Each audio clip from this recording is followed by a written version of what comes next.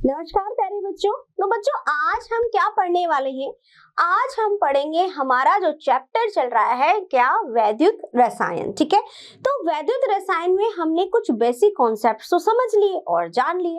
अब हम देखेंगे कि वैद्युत रसायन में हम क्या इंटरेस्टिंग टॉपिक जो है वो पढ़ने वाले हैं। ठीक है, सबसे पहले तो मैं आपको एक बार रिमाइंड कराना चाहती हूँ, एक रिकॉल, यानी कि आपको एक याद हो जाए कि हमने क्या देखा था कि वैद्युत रसायन किसे कहा जाता है, इसकी क्या परिभाषा हमने पढ़ी थी कि विज्ञान की वह शाखा जिसमें हम क्या पढ़ते हैं कि विद्युत ऊर्जा और रासायनिक ऊर्जा का आपस में रूपांतरण कैसे होता है, यानी उनके मध्य जो संबंध है उसको हम पढ़ते हैं या उसका अध्ययन करते हैं। ठीक है, यानी कि वह ब्रांच, वह शाखा जिसमें कि विद्युत ऊर्जा तथा रासायनिक ऊर्जा के आपस में रूपांतरण का अध्ययन किया जाता है, उसे हम क्या कहते हैं, वैद्युत रसायन। ठीक है, अब आज वैद्युत रसायन में हम क्या पढ़ने वाले हैं बच्चों?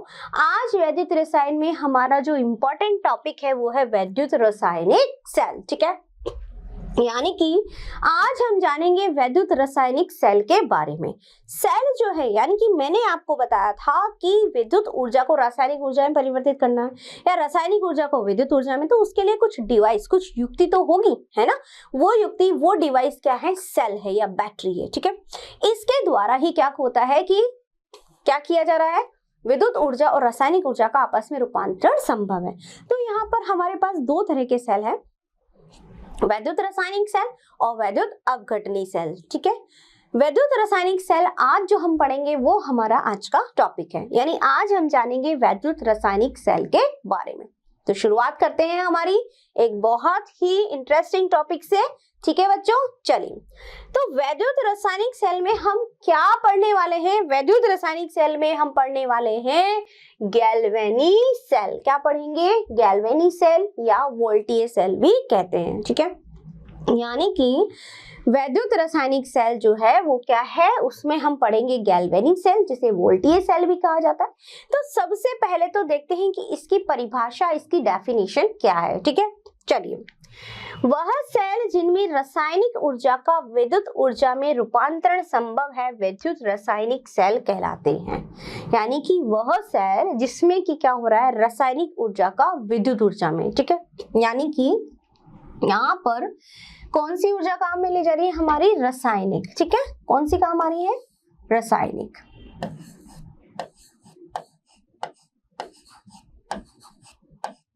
ठीक है, रासायनिक ऊर्जा को किस में परिवर्तित किया जा रहा है? वैद्युत ऊर्जा में। ठीक है, वैद्युत ऊर्जा। अब देखो यहां पर रासायनिक ऊर्जा।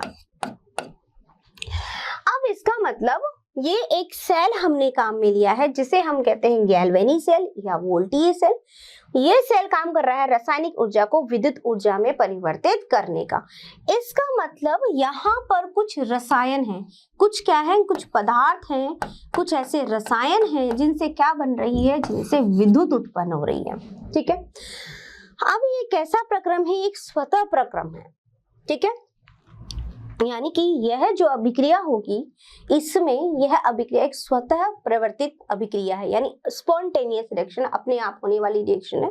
इसमें किसी से बाहर से कोई एनर्जी अप्लाई करने की जरूरत नहीं होती है। ठीक है, अब देखो इसमें हम गैल्वेनी सेल में आप लोग गैल्वेनी सेल में आप लोग डैनियल सेल के बारे में तो पहले भी पढ़ चुके हो, आप लोग समझते हो इसके बारे में, लेकिन आज हम इसको डिटेल में समझेंगे। ठीक है, अच्छे से जानेंगे क्या कि गैल्वेनी जो सेल होता है, वो गैल्वेनी सेल की सबसे पहले हम बात करेंगे उसकी संरचना की। किसकी बात करेंगे? संरचना की। ठीक है, और उसके बाद में हम इसकी क्या देखेंगे? उसके बाद में हम इसकी देखेंगे कार्य प्रणाली।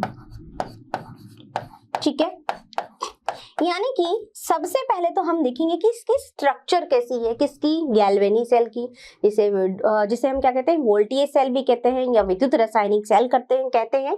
इसका काम है रासायनिक ऊर्जा को विद्युत ऊर्जा में परिवर्तित करने का। ठीक है, तो सबसे पहले हम देखेंगे कि आखिर में गैल्वेनी सेल जो है, इसकी स्ट्रक्चर या इसकी संरचना कैसी है। ठीक है बच्चों, तो चलो शुरुआत करते हैं हम इसकी संरचना से किसकी संरचना? गैल्वेनी सेल की। चलिए, गैल्वेनी सेल की संरचना कैसे बनाई जाती है? देखो बच्चों, इसमें सबसे पहले ये दो कंटेनर या दो पात्र ले लिए, ठीक है। इस तरह से ये दो कंटेनर या दो पात्र इसमें लिए जाते हैं।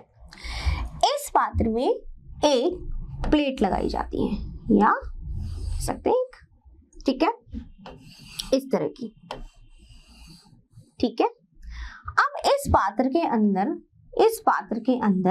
ये जो हमने पात्र लिया है, इस पात्र के अंदर ये जो प्लेट हमने ली है, ये प्लेट किसकी है? देखो, ये जो प्लेट ली है ये है जिंक की। किसकी है? जिंक की, ठीक है। और ये जो कंटेनर है इसमें भरा हुआ है, इसके अंदर भरा हुआ है यहाँ पर जिंक SO4, ZnSO4। यानी कि हमने दो अलग अलग कंटेनर या दो पात्र लिए हैं, जिसके अंदर हमने क्या लगाई है? एक धातु की प्लेट लगाई है, ठीक है। ये धातु की प्लेट को उसी के ही विलयन में हमने डुबो दिया, ठीक है। कौन सा विलयन लिया? जिंक SO4, ZnSO4, ठीक है। दूसरी तरफ हमने क्या लिया? दूसरी तरफ हमने ली कॉपर की प्लेट। किसकी ली? कॉपर, ठीक है। अब इसको भी इसी के विलयन में डुबोया जाता है, जिसमें हमने क्या लिया? हमने यहाँ लिया है कॉपर सल्फेट, CuSO4, ठीक है। दूसरी बात, फिर हम क्या करेंगे? इसके बाद हम यहाँ पर एक लगाएंगे, यहाँ पर एक गैल्वेनोमीटर, ठीक है, या बल्ब भी लगा सकते हैं, ठीक है, गैल्वेनोमीटर, या फिर हम यहाँ पर एक इस तरह से ये एक बल्ब भी लगा सकते हैं, ठीक है। या तो बल्ब लगा दीजिए या फिर गैल्वेनोमीटर लगा दीजिए, ठीक है। अब देखो क्या होगा, एक बल्ब है, ठीक है बच्चों, ये एक बल्ब है, समझा ना, ये एक बल्ब है इस तरह से, ठीक है। चल, अब क्या हुआ? अब हमने यहाँ पर एक और इम्पोर्टेंट चीज लगाई है। क्या? एक U आकार की, उल्टे U आकार की एक नली भी इसमें लगाई जाती है, ठीक है। इस उल्टे U आकार की नली में भरा जाता है KCl। क्या भरा हुआ है? KCl, ठीक है। तो यह है हमारे पूरे गैल्वेनी सेल की एक संरचना या स्ट्रक्चर है। इसके यहाँ पर इस नली के मुंह की तरफ यहाँ पे जेल लगाया जाता है, ठीक है, अगार अगार जेल। तो दो हमने कंटेनर लिए, दो अलग अलग पात्र लिए। एक पात्र में हमने जिंक की प्लेट लगाई, उसको उसी के विलयन में डुबोया, ठीक है। दूसरी तरफ हमने कॉपर की प्लेट या कॉपर की छड़ लगाई, उसको उसी के ही कॉपर सल्फेट विलयन में हमने डाल दिया, ठीक है। एक तरफ से हमने गैल्वेनोमीटर, जो कि रीडिंग बताता है जब विद्युत धारा बहती है, या फिर हम इसकी जगह बल्ब भी लगा सकते हैं, ठीक है।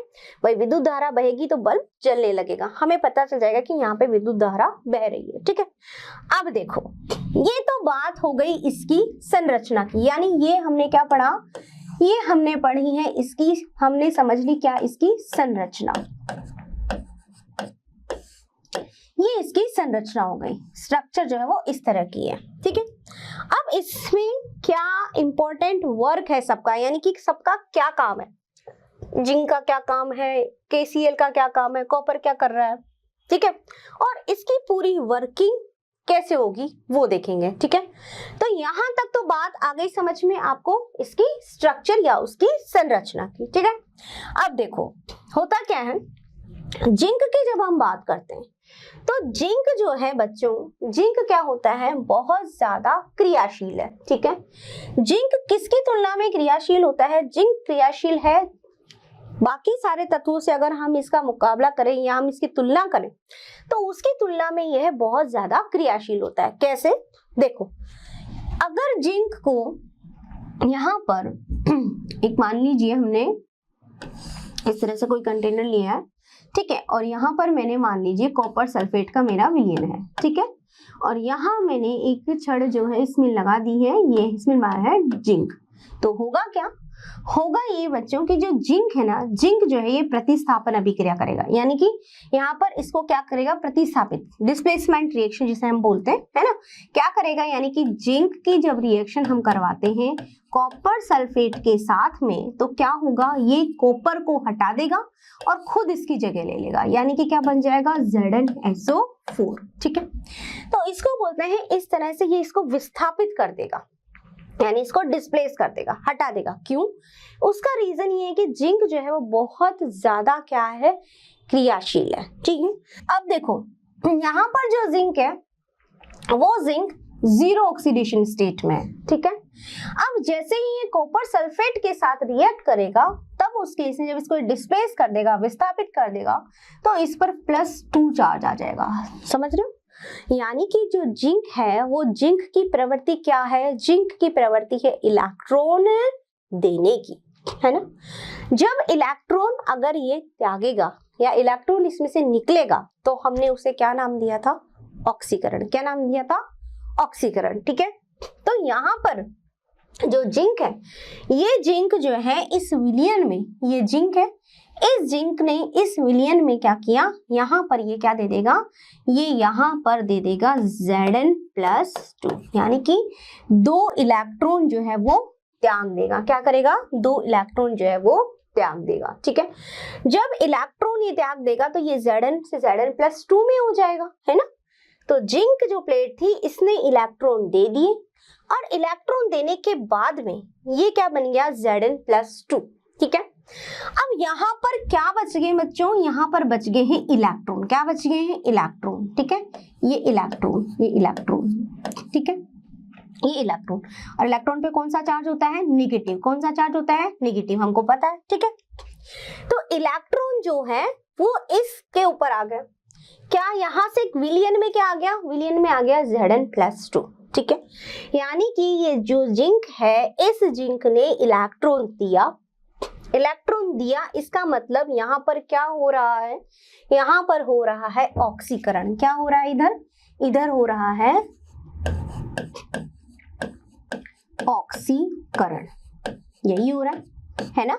क्यों? क्योंकि ये इलेक्ट्रॉन दे रहा है, इलेक्ट्रॉन त्याग रहा है। ठीक है, जब इसने इलेक्ट्रॉन दिए या इलेक्ट्रॉन रिलीज किए, तो यहाँ पर क्या आ गया, Zn+2। ठीक है, अब ये इलेक्ट्रॉन यहाँ से मूव करेंगे, गति करेंगे। ठीक है, ठीक है, अब ये इलेक्ट्रॉन जो है वो गति करते हुए यहाँ इस तरफ आएंगे। ठीक है, अब यहाँ पर जो कॉपर है वो कॉपर+2 की स्टेट में है। ठीक है, अब ये कॉपर+2 इसके चारों तरफ घूमता रहता है। क्यों घूमता रहता है? क्योंकि भैया इसको चाहिए ये जो 2 इलेक्ट्रॉन इसने त्यागे थे, इसने दिए थे, उन 2 इलेक्ट्रॉनों को ये ग्रहण करना चाहता है। हर कोई अपने आप में स्टेबिलिटी गेन करना चाहता है, हमें पता है ना। तो अब ये क्या करेगा, ये इन इलेक्ट्रॉनों को ग्रहण करेगा। यहाँ पर जो जिंक ने इलेक्ट्रॉन दिए, ये इलेक्ट्रॉन यहाँ से गति करते हुए इधर आएंगे, और इन इलेक्ट्रॉनों को कौन ग्रहण करेगा, इन इलेक्ट्रॉनों को ग्रहण करेगा कॉपर+2, और कॉपर+2 इन इलेक्ट्रॉनों को ग्रहण करके किस में परिवर्तित हो जाएगा, ये परिवर्तित हो जाएगा कॉपर में, और इसके ऊपर यहाँ पर क्या जमा हो जाएगा, यहाँ जमा हो जाएगा कॉपर। ठीक है, यहाँ पर क्या जमा हो गया है, यहाँ पे जमा हो गया है कॉपर।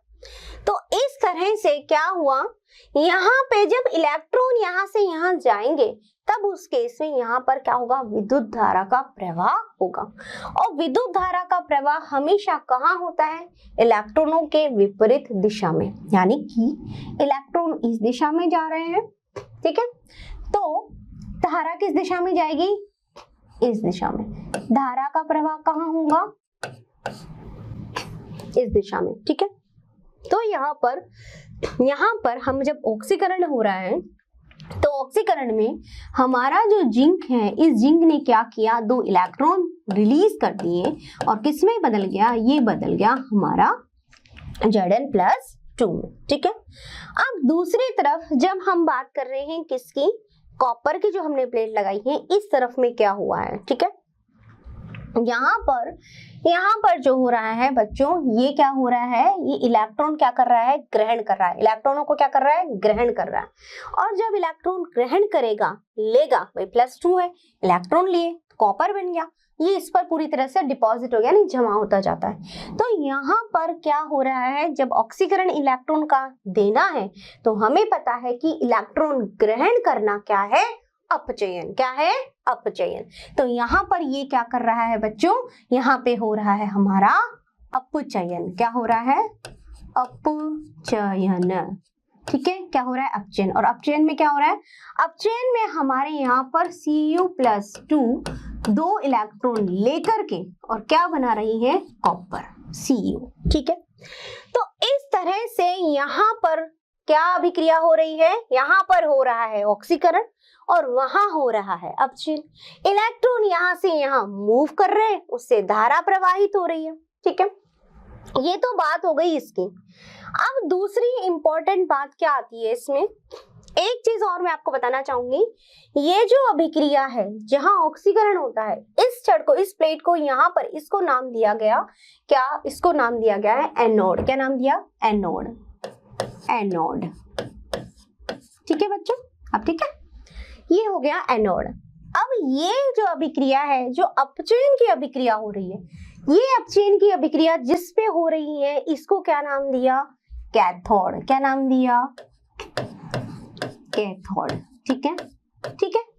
और इस एनोड पर कौन सा चार्ज होगा बच्चों, इस एनोड पर हमेशा रहता है हमारा माइनस, नेगेटिव। क्या रहता है, नेगेटिव, नेगेटिव, माइनस। क्यों, क्योंकि इस पर क्या है, सारे इलेक्ट्रॉन, और इलेक्ट्रॉनों पर कौन सा चार्ज है, माइनस। तो यहाँ पर क्या हो गया, नेगेटिव चार्ज या माइनस चार्ज किस पर, एनोड पर। तो एनोड पर क्या होगा, ऑक्सीकरण होगा। ठीक है, और एनोड पर कौन सा चार्ज होगा, नेगेटिव चार्ज होगा। ठीक है, दूसरी बात, जब हम बात करते हैं कैथोड की, कैथोड पर क्या हो रहा है, अपचयन हो रहा है। कौन सा चार्ज होगा, पॉजिटिव, प्लस। क्यों, क्योंकि यहाँ पर सारे इसके आसपास में क्या है, इसके आसपास सारे Cu+2 है। क्यों, क्योंकि सब Cu+2 इस इंतजार में है कि यहाँ पर इनको इलेक्ट्रॉन मिलेंगे। ठीक है, तो इलेक्ट्रॉन लेने के चक्कर में ये सारे के सारे यहाँ व्यवस्थित रहते हैं। ठीक है, अब देखो, इलेक्ट्रॉन जैसे ही इनको मिल गया, ये क्या बन जाता है, कॉपर सॉलिड, यानी कि पूरी तरह से कॉपर इस पर जमा होता जाता है। अब होगा क्या, होगा ये कि इलेक्ट्रॉन यहां से जा रहे हैं यहां तक। ठीक है, तो ये जो प्लेट है ये तो होती जाएगी पतली, और यहाँ पर कॉपर की लेयर जमा होती जाएगी, तो ये हो जाएगी मोटी, थिक। ये तो पतली हो जाएगी और ये मोटी हो जाएगी परत। क्यों हो जाएगी, क्योंकि यहाँ पर कॉपर जमा हो रहा है, जबकि यहाँ पर जो है इलेक्ट्रॉन जाता जा रहा है। और Zn+2 किस में आ रहा है, विलियन में। ठीक है, जो ये विलियन है, विलियन में जो Zn+2 आ रहा है, तो ये विलियन जो होता है ये एक्वस कंडीशन में होता है। ठीक है, ठीक है।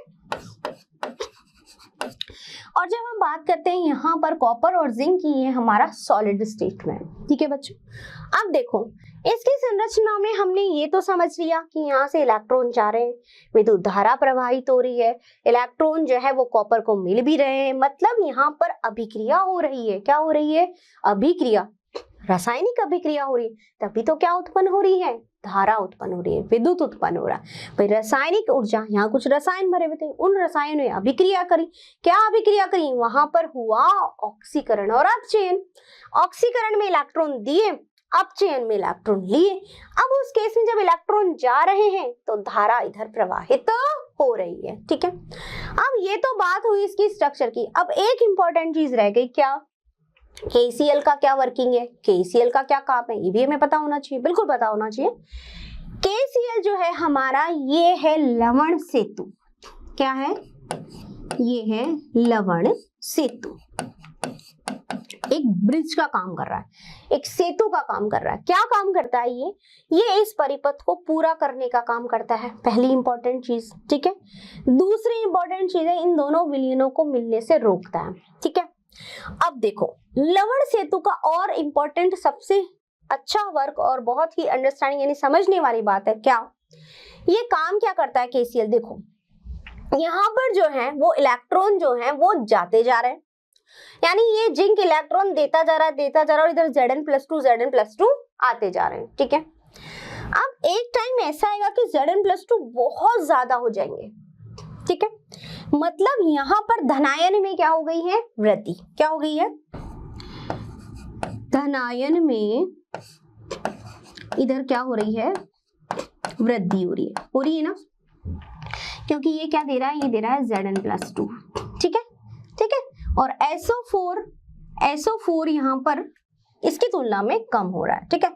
अब यहाँ पे देखिए, यहाँ पर क्या हो रहा है, यहाँ पर Cu+2 इसके रोड के पास जाते जा रहे हैं, तो यहाँ पर धनायन जो है वो कम होता जा रहा है और अधिकता किसकी हो रही है, SO4।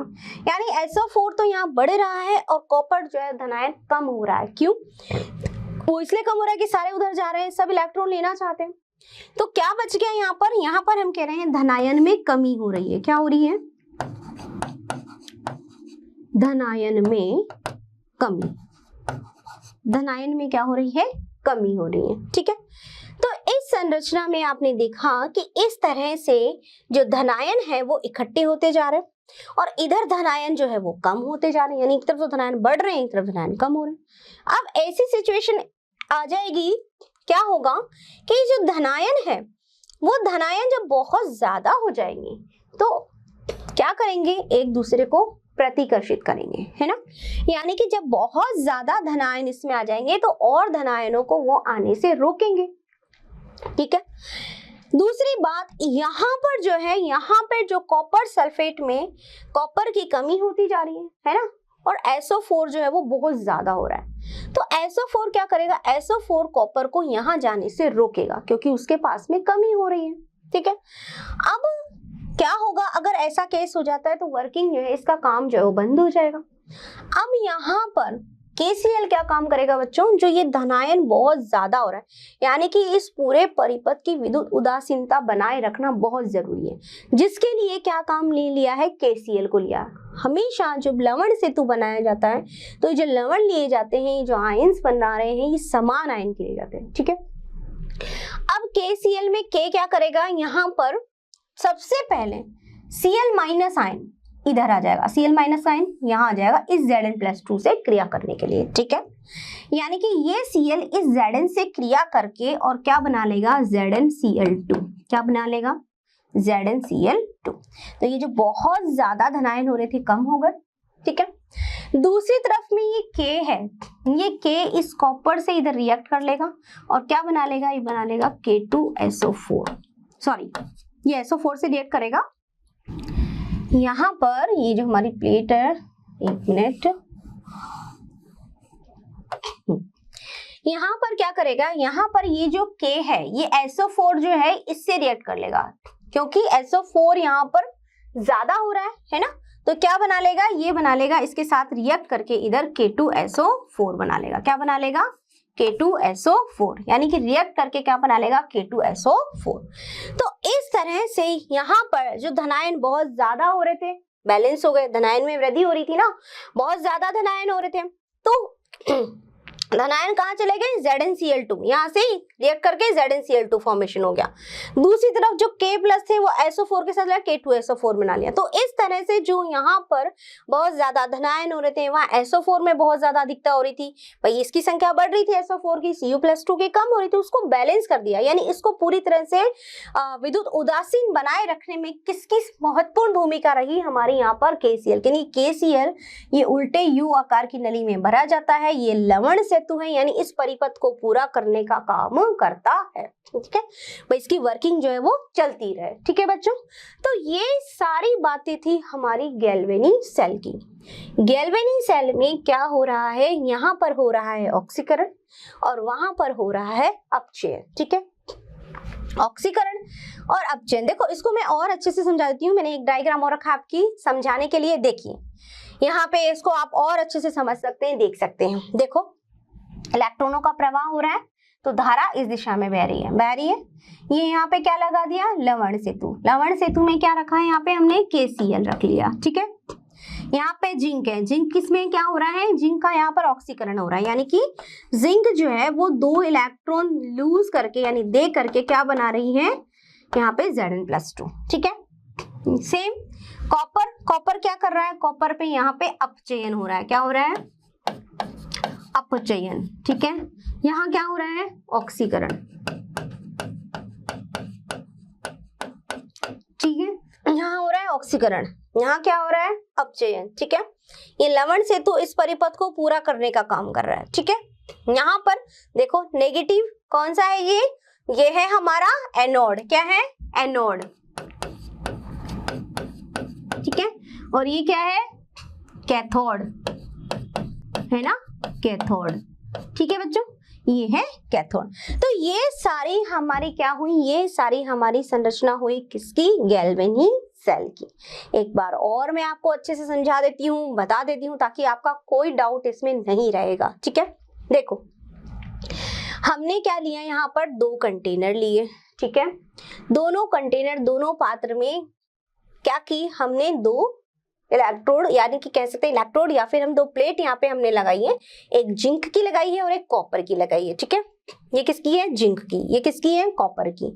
इनमें इसी का ही विलयन हमने भरा, यानी कि इसमें हमने विलयन भरा ZnSO4, इसमें विलयन भरा हमने CuSO4, ये भर रखा है यहाँ पे। इसको साथ के साथ इसे मैं बताती हूँ तो आपको बिल्कुल अच्छे से ध्यान रहेगा। ये क्या है, ये है ZnSO4, ठीक है, यहाँ पे CuSO4, ठीक है। अब जिंक जो है वो ज्यादा क्रियाशील है, ज्यादा क्रियाशील है तो वो क्या करेगा, वो इलेक्ट्रॉन देगा, ठीक है। अब ये इलेक्ट्रॉन देता जा रहा, देता जा रहा, देता जा रहा, इलेक्ट्रॉन देता कौन, ZnSO4 में इलेक्ट्रॉन दे रहा, क्या बन जाएगा, Zn+2, किसमें आ जाएगा, Zn+2। तो ये इलेक्ट्रॉन कहाँ गए, ये इलेक्ट्रॉन इस प्लेट पे आ गए, ठीक है। अब ये इलेक्ट्रॉन यहाँ से यहाँ जा रहे हैं, कहाँ आ गए, कॉपर के पास। क्यों, क्योंकि कॉपर को रिक्वायरमेंट है, उसको जरूरत है ना। उसके पास में 2 इलेक्ट्रॉनों की कमी है, तो वो चाहता है कि 2 इलेक्ट्रॉन उसके पास आए। जब इलेक्ट्रॉन 2 उसके पास आ गए, तब उस केस में उसका क्या हो गया, अपचयन, ठीक है। यानी ऑक्सीकरण, इलेक्ट्रॉन देना, अपचयन यानी इलेक्ट्रॉन लिया। जब इसने इलेक्ट्रॉन लिया तो क्या बन गया, ये Cu, ठीक है। और हमेशा जब इलेक्ट्रॉन जिस दिशा में जाते हैं, धारा उसके विपरीत दिशा में बहेगी, ठीक है। ये बल्ब जल जाएगा या रीडिंग आ जाएगी तो हमें पता चल जाएगा कि यहाँ पर धारा का प्रवाह हो रहा है, ठीक है। अब देखो यहाँ पे क्या लगाया है, यहाँ पर एक लवण सेतु लगाया है, ठीक है। ये रहा, ये लवण सेतु, इस तरह से KCl, ठीक है। अब इस KCl या लवण सेतु का काम क्या है, जब यहाँ पर धनायन बहुत ज्यादा अधिक हो जाएंगे तो क्या होगा कि और अधिक मात्रा में धनायन नहीं आ पाएंगे। क्यों, उसका रीजन ये कि वो इलेक्ट्रॉन फिर नहीं देगा, जब धनायन नहीं होंगे तो इलेक्ट्रॉन भी नहीं जाएंगे। तब उस केस में इसको परिपथ को पूरा करने, यानी कि इसकी विद्युत उदासीनता बनी रही है, अभिक्रिया चलती रहे, इसके लिए लवण सेतु में क्या करेगा, जो Cl- है इस धनायनों को अपनी तरफ खींच लेगा, यानी कि रिएक्शन कर लेगा और ZnCl2 बना लेगा। इससे क्या हुआ, इससे धनायन में क्या हो गई, कमी आ गई, तो फिर से ये धनायन बनाना शुरू कर देगा, ठीक है। और ये अभिक्रिया चलती रहेगी। वही हम क्या पढ़ रहे हैं, हम यही तो पढ़ रहे हैं कि रासायनिक अभिक्रिया, रासायनिक ऊर्जा को विद्युत ऊर्जा में परिवर्तित कर रहे हैं, ठीक है। तो यहाँ पर कुछ अभिक्रिया हो रही है जिसकी वजह से ही ऐसा हो रहा है। अब वो अभिक्रिया हो क्या रही है, वो अभिक्रिया यहाँ पर हो रही है ऑक्सीकरण और अपचयन की अभिक्रिया, ठीक है। जब ऑक्सीकरण हुआ तो इलेक्ट्रॉन दिया और अपचयन में इलेक्ट्रॉन लिया। जब इलेक्ट्रॉन यहाँ से यहाँ तक गया तो विद्युत धारा प्रवाहित हुई, ठीक है। अब यहाँ पर जो है वो कॉपर जो है वो जमा होता जा रहा है और यहाँ से इलेक्ट्रॉन जाते जा रहे हैं, इसलिए यहाँ पर इलेक्ट्रॉन नेगेटिव चार्ज को नेगेटिव एनोड, ठीक है। और कॉपर जो है वो धनायन इसके चारों तरफ है, इस रॉड के चारों तरफ, जो ये चाहते हैं कि इलेक्ट्रॉन उसके पास आए, तो इसलिए इसको बोला जाएगा पॉजिटिव यानी कैथोड, ठीक है। अब यहाँ पर KCl ने इसको संतुलित कर दिया, यानी कि यहाँ पर और यहाँ पर दोनों तरफ जहाँ धनायन ज्यादा हो रहे थे और यहाँ ऋणायन SO4 अधिक हो रहा था, तो इसने SO4 से क्रिया करके K2SO4 बना लिया और इधर Zn से क्रिया करके ZnCl2 बना लिया, ठीक है। तो यहाँ पर इस तरह से ये पूरा का पूरा एक परिपथ कंप्लीट हो गया, ठीक है। अब ये यहाँ पर क्या हो रहा है, यहाँ पर जो ऑक्सीकरण अपचयन हो रहा है उसकी वजह से ही क्या हो रहा है, विद्युत धारा प्रवाहित हो रही है। यानी कि ये डिपेंड कर रहा है कि आपके पास में कितनी क्रियाशील धातु यहाँ पर उपस्थित है ना। तो वही क्या करेगी, इलेक्ट्रॉन देगी, ठीक है बच्चों। तो ये बात हुई इसकी पूरी की पूरी संरचना और इसकी क्रियाविधि के बारे में। अब देखो सबसे इंपॉर्टेंट चीज क्या, अब हम पढ़ेंगे इसकी अभिक्रिया को लिखा कैसे जाए, है ना। देखो ये हमने समझ लिया, लवण सेतु का काम भी हमने समझ लिया। अच्छा एक इंपॉर्टेंट चीज और कि हमने यहाँ पे अगार अगार जेल लगाया था, वो इसलिए लगाते हैं बच्चों ताकि ये जो KCl है इसको वो बांधे रखे। गाढ़ा होता है ये KCl को बांध के रखता है, जब इसकी जरूरत होती है तभी ये यहाँ पे आता है, ठीक है। तो ये वर्क होता है अगार अगार का जो हम इस U आकार की नली में लगाते हैं, ठीक है। चलिए